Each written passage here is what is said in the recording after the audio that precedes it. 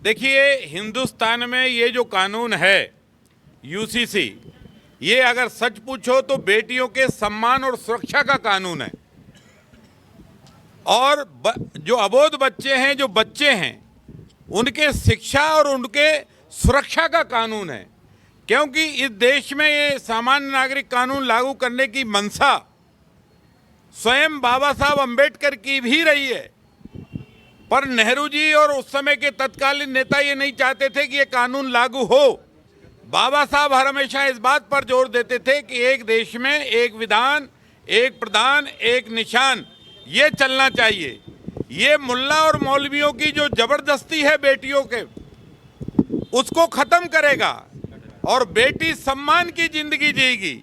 वो बेटी चाहे हिंदू की हो, जैन की हो, बौद्ध की हो, सिख की हो, ईसाई की हो, मुसलमान की हो, पर वो बेटी हमारे हिंदुस्तान की है। और हिंदुस्तान की बेटी की सेफ्टी करना, सुरक्षा करना, अबोध बच्चों को शिक्षा देना, उनकी सुरक्षा करना और बच्चों के हक और अधिकारों को सेफ और सुरक्षित करना और बुजुर्गों के हक अधिकारों को भी सेफ और सुरक्षित करने के लिए ये यूसीसी कानून है। उनकी दाल नहीं गलेगी जो बदतमीजियां करते हैं और जोर जबरदस्ती करके बेटियों के इज्जत से खेलते हैं। उनके खिलाफ है ये कानून। इसलिए उन बेटियों के सम्मान में ये कानून है जो बेटी अपने नागरिक की हैसियत के साथ शान से देश के अंदर जिंदगी जीना चाहती हैं। और इसलिए सामान्य नागरिक कानून जब लागू होगा तो सच पूछो तो मुस्लिम बेटियां आनंद की जिंदगी जिएंगी। उनके साथ जो होता है उससे वो मुक्त होंगी और वो अल्लाह के प्रति अपना फर्ज भी अदा कर सकेंगी, वो नमाजें भी पढ़ सकेंगी। और उन बेटियों के हक और अधिकार का कानून है।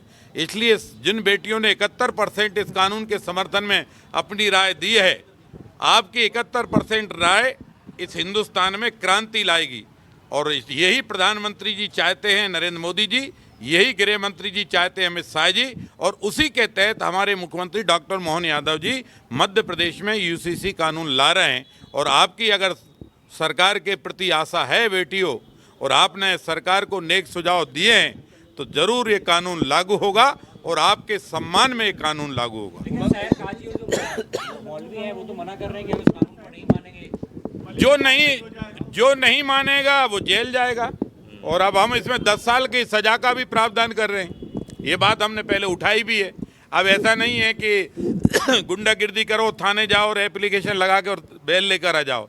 10 साल का सख्त कानून रहेगा और ऊपर का कोर्ट इसकी सुनवाई करेगा। और इसलिए अपराधी को अपराध करने का मौका ये कानून नहीं देगा। अपराधी को सजा देने का काम ये कानून करेगा। और बेटियों ने जिस आशा और भरोसे से हमको समर्थन दिया है, हम बेटियों के सम्मान की लड़ाई खुले चौराहे से लेकर न्यायालय तक लड़ेंगे।